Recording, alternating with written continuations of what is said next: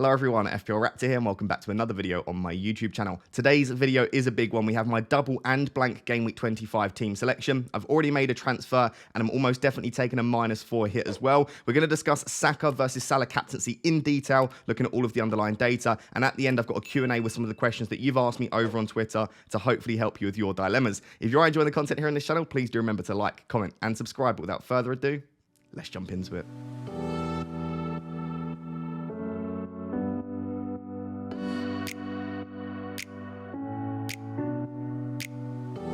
So let's waste absolutely no time and just jump straight into the Game Week 25 team selection. So in uncharacteristic fashion, I've actually already made an early transfer this week, and I'll discuss that transfer when I get onto that player. I had 2 free transfers to start the week, so I've already used one of my free transfers. I've got 1 free transfer left, and as I said at the start, I'll probably take a -4 hit as well. So it'll be 3 transfers in total this week. And when we look at my team in its entirety, I'll discuss those further 2 transfers in a little bit more detail. So £2 million still in the bank. I would say that my defence this week is arguably the weakest part of my team. The reason for that is I've got Shaw and Trippier on the bench. Of course, neither of those have fixtures this week. And then some of the other players that I've got maybe don't have the best fixtures. Now, I know a lot of people will be looking to sell Shaw and Trippier. Obviously, the fact that they blank this week and also the fact that Luke Shaw blanks in 28 as well, there's definitely justification for that. Trippier has a fixture in 28, whereas Shaw doesn't, and then they both double in 29. Considering that Trippier also plays for the slightly better defence and has the better attacking data, I think for me, I would prefer to sell Shaw instead of Trippier. But I think you could probably justify selling either, especially if you're bringing in players that have other doubles, potentially bringing in a player that doubles in 27, or potentially just bringing in a player that doubles in 25 as well. I don't think it's a terrible idea to sell either, but I'll discuss that a little bit more in detail later in the video. For me, I think I'm going to end up keeping Shaw and Trippier this week because, as you can see, I can bench them, and I would argue some of my other defenders could be sold ahead of them. Let's start with the goalkeepers, though. Ederson versus Kepa is a decision that I've just been getting horribly wrong now for a while. So please let me know down below in the comments, who would you start this week? Because on paper, the fixture is better for Ederson, right? It's Bournemouth away, whereas Kepa's got Tottenham away. Also, I have Reece James as well. So assuming Reece James starts and plays 60, I'm covering the Chelsea clean sheet in some format. The reason that I would still potentially consider starting Kepa and maybe not starting Ederson is Ederson just doesn't make saves. And I think especially against Bournemouth, we're probably not expecting Bournemouth to get too many shots. Ederson probably won't make enough saves to get a save point and bonus points. So with Ederson, you're looking at between 1 and 6 points. You won't be getting any more than 6. You could get 2, I suppose. And it's probably going to be between 1 and 6. So the ceiling isn't particularly high for him. With Kepa, yes, Tottenham could score 2 or 3, so I suppose it could be 1 or 2. But you're also probably expecting him to make at least 3 saves. He does it on a very consistent basis. So with Kepa, it's now between 2 and probably 11 or 12 points. We've seen him get those 10 pointers. I think he could push an 11 and 12 pointer as well, depending on the game. So Kepa feels like he's got a much higher ceiling, but potentially less likely to keep a clean sheet. So I just need to weigh up what I want to do there. At the moment, I'd say I'm about 60% likely to start Ederson, 40% Kepa. I think I've got to back the fixture here. And like I said, having Reece James does help. Now, I really need Reece James to play this week. Depending on the transfers I make, I may have a decent option on the bench, but it's more than likely that I'll have either no bench or it'll be someone like Castagna on the bench. So I really need him to play. I think he'll play in some format, but I'd love him to start and get 60 minutes. If he gets subbed off in the 61st minute, I would have absolutely no issue with that, assuming the clean sheet is intact. But yeah, Reece James, I think long-term, maybe not the best option. Like, yes, Chelsea have a fixture in blank Game Week 28, and yes, they have a double in 29, but I'm just not confident that he starts every game. And I feel like Potter has said over and over again, and even if Potter isn't at Chelsea, I feel like whichever manager is in place there, they're not going to risk Reece James. He's so important to them long-term. They can't afford for him to keep picking up injuries. So I don't think Reece James is a great option moving forward, but for this week, I feel like there are other players that I could sell instead.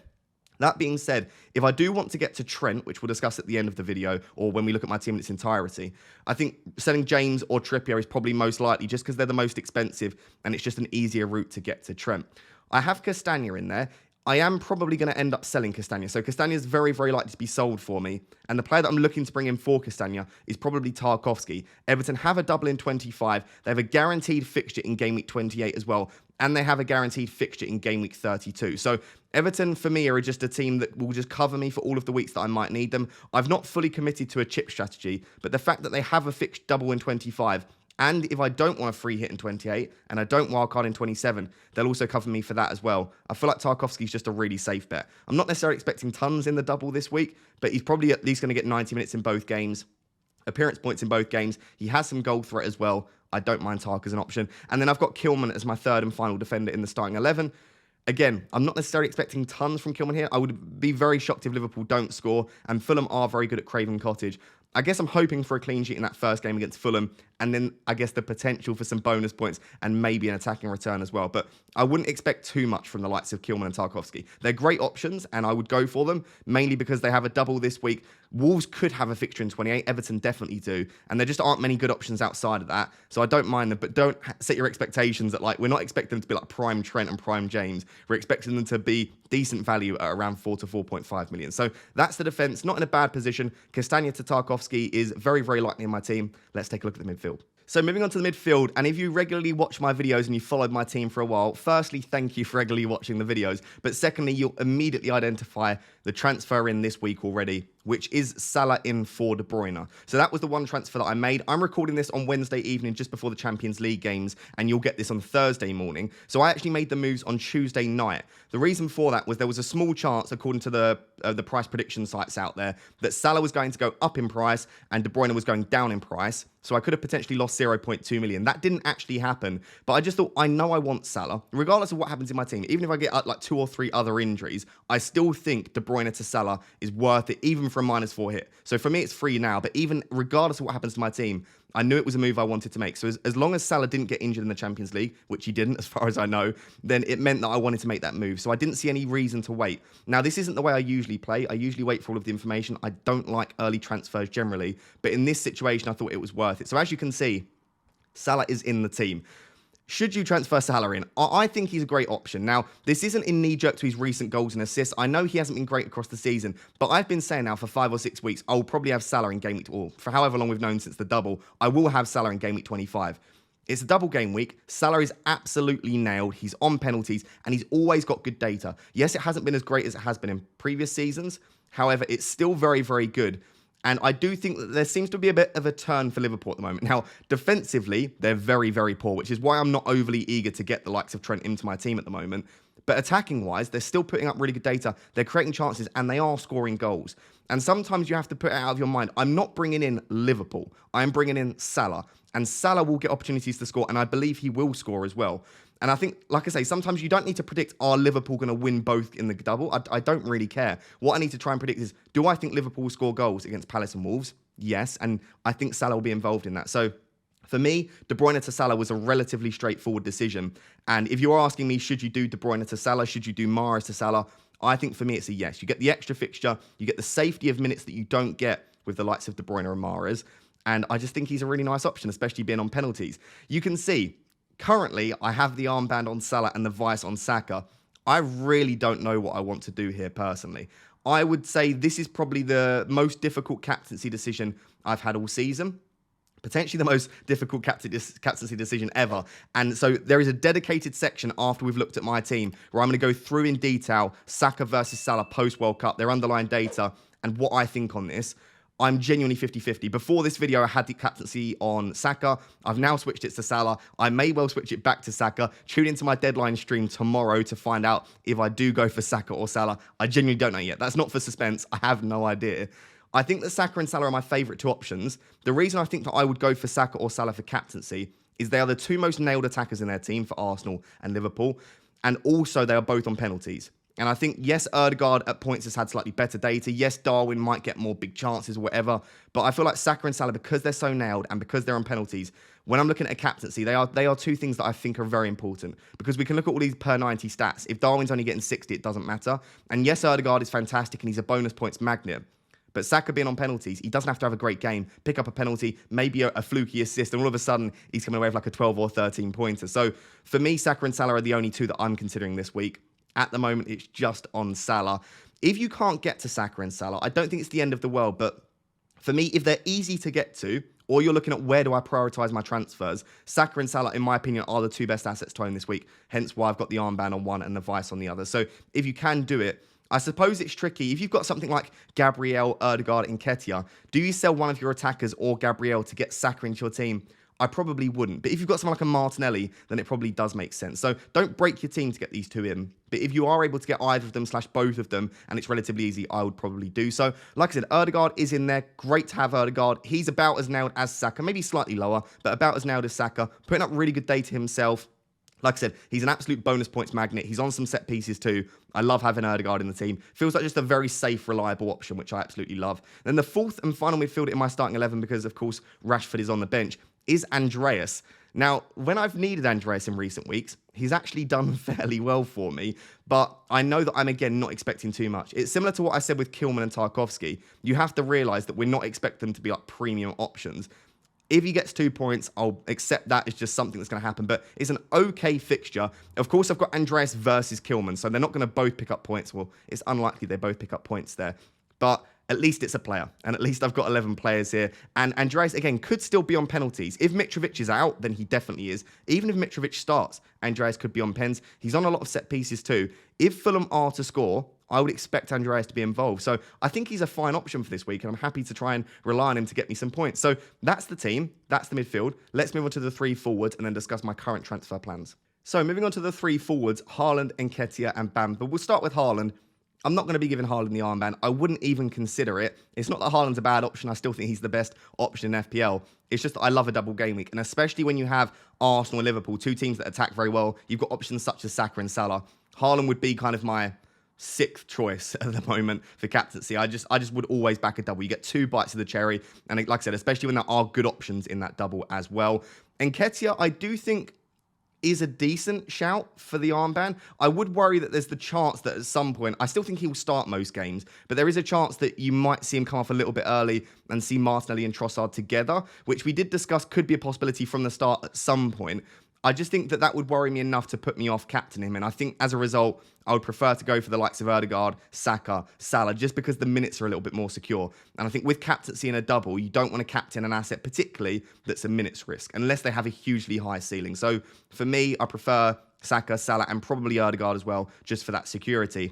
And then the 11th player in my team is Patrick Bamford. Not a bad fixture against Southampton at home.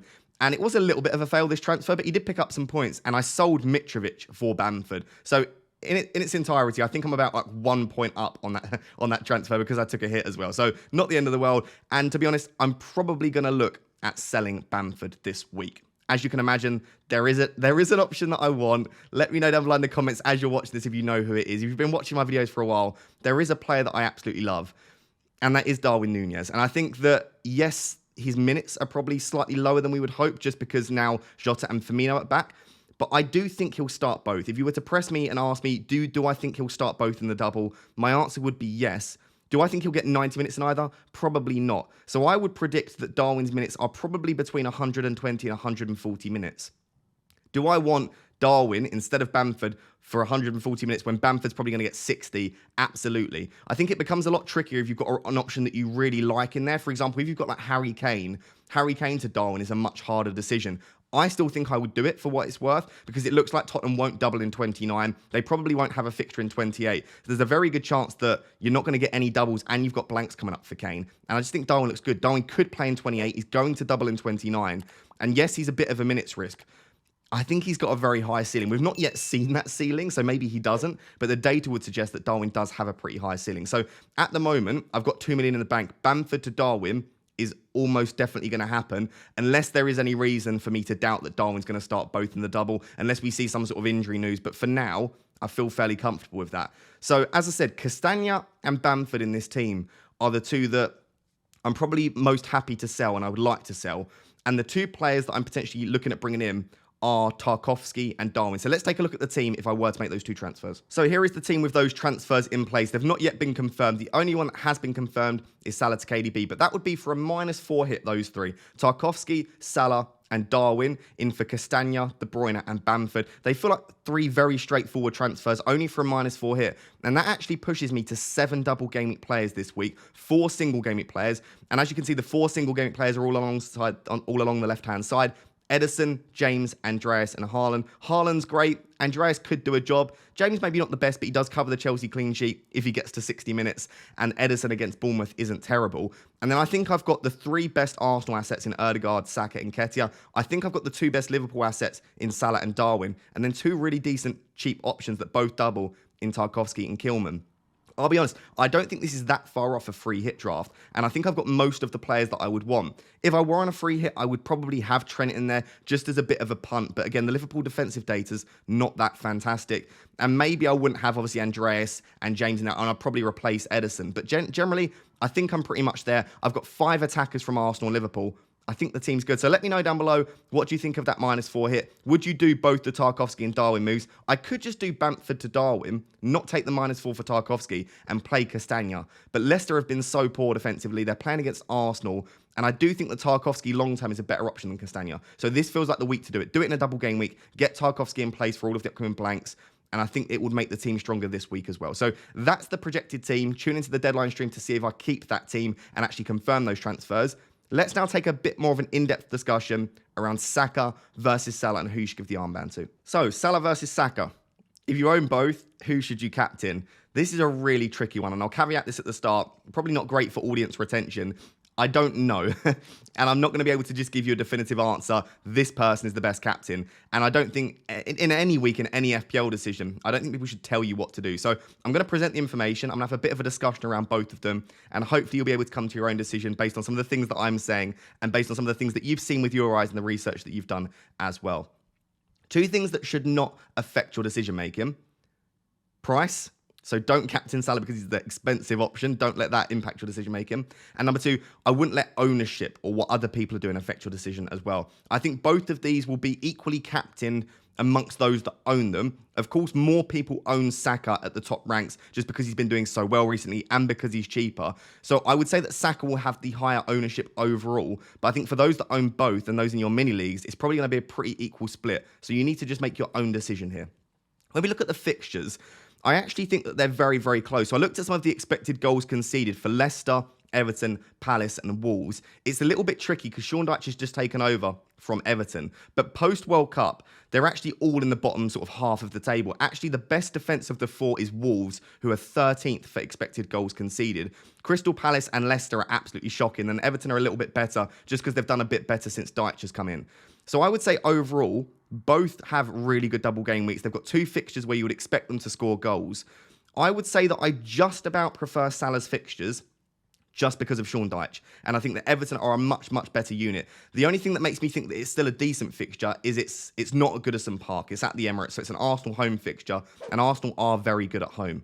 So just because of Sean Dyche, I think he's an excellent manager, I just about prefer Liverpool's, but I don't think that the fixtures would be the reason that I chose Salah over Saka. I think I would look at it and say they've both got a good double, they're both expected to play 90 minutes in both games, they're both on penalties. So I think at this stage, you've got 2 things that you can use to help make your decisions.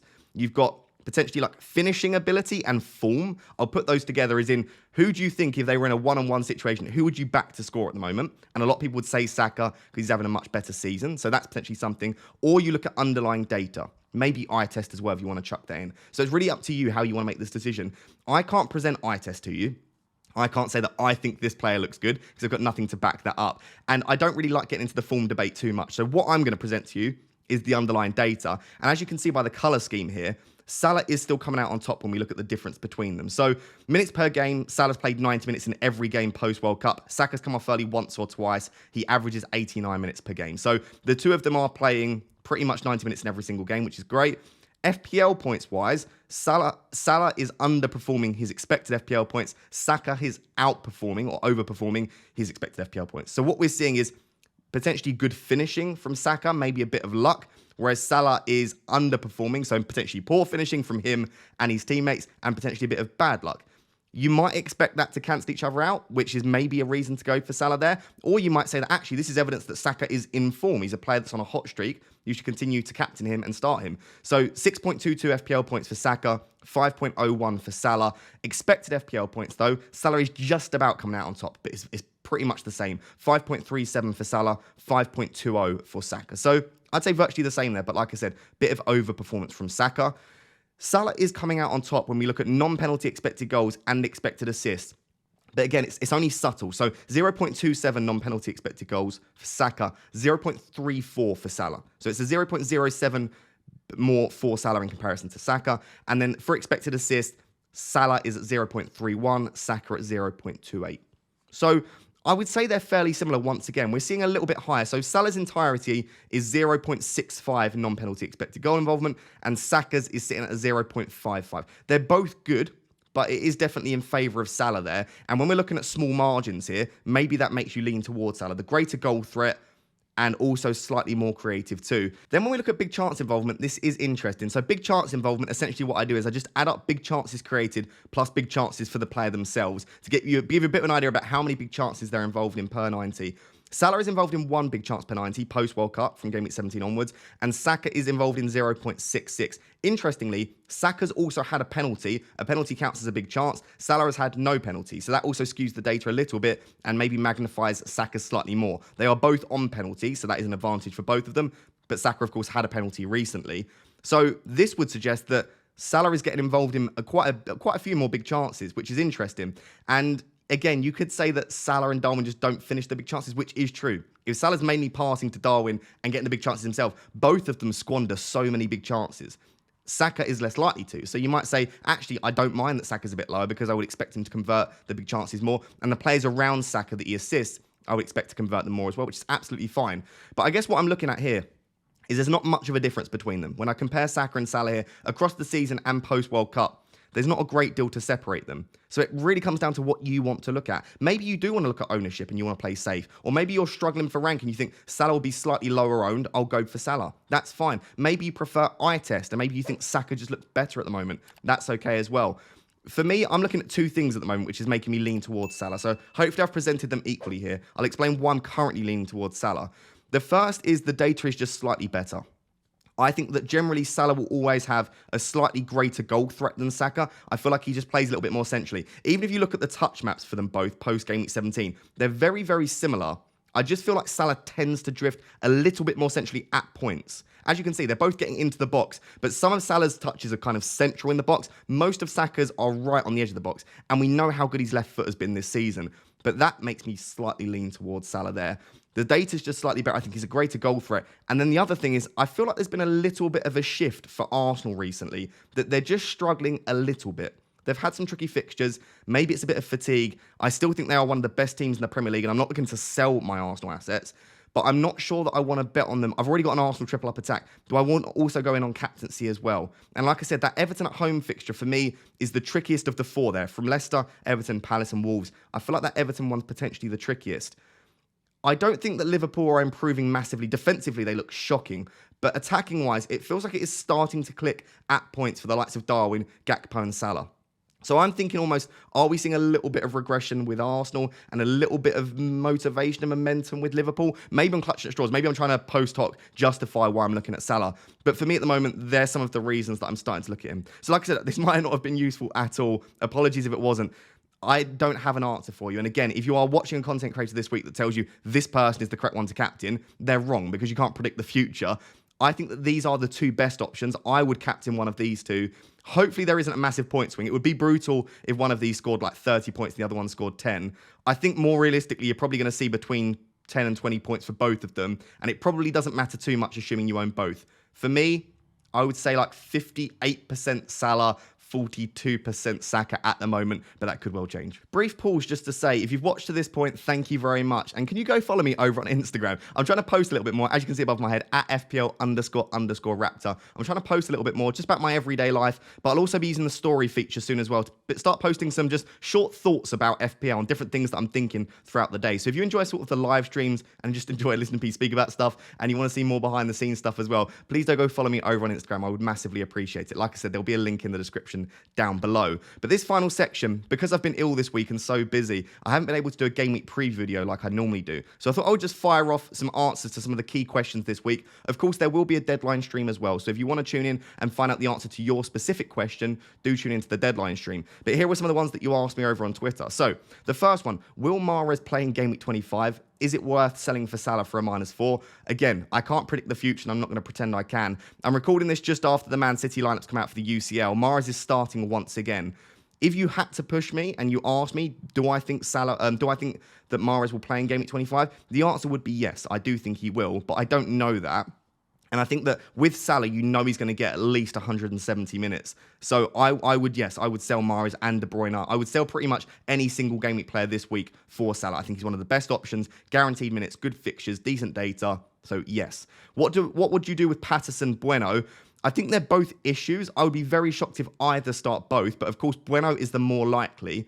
I think I would be willing to sell Patterson potentially for Tarkowski. I don't know about for a hit. I probably would still be tempted because it just sorts you out long term. Bueno, I would be less inclined to sell because, like I said, there is a chance he plays both. The issue we've got is that even if he starts, though, he has been subbed pre-60 a couple of times. So I don't think I would expect a lot from either of these. But if you are prioritising who to sell, for me, it would probably be Patterson. Wait to see what we get in the press conferences as well. Maybe we'll get an update on Patterson. Maybe we'll get some quotes around Bueno and his play time, and that might affect who you pick there. But for me, Patterson's more of an issue. Would I sell a Man City defender for a double game week defender? If so, who is the best double game week defender?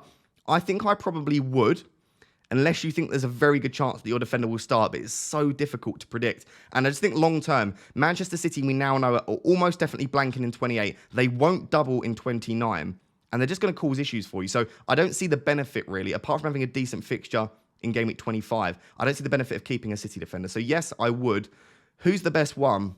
It is probably a Wolves or an Everton defender, and it is probably, for me, Kilman or Tarkowski. Dawson has greater goal threat than Kilman, but I just feel like long-term, it's probably not worth the extra money there. You could go for Trent or Robbo or even Van Dijk if you wanted to. Maybe if you think Matip will start both. But for me, I would probably say Tarkowski, just because you know for a fact he'll cover you for 25 in the double, 28, and Game Week 32, in case you don't know when you're going to play your chips. Would I sell Shaw or Trippier? I kind of discussed this earlier, so I don't want to go into too much detail here. Yes, I would sell both if you want to.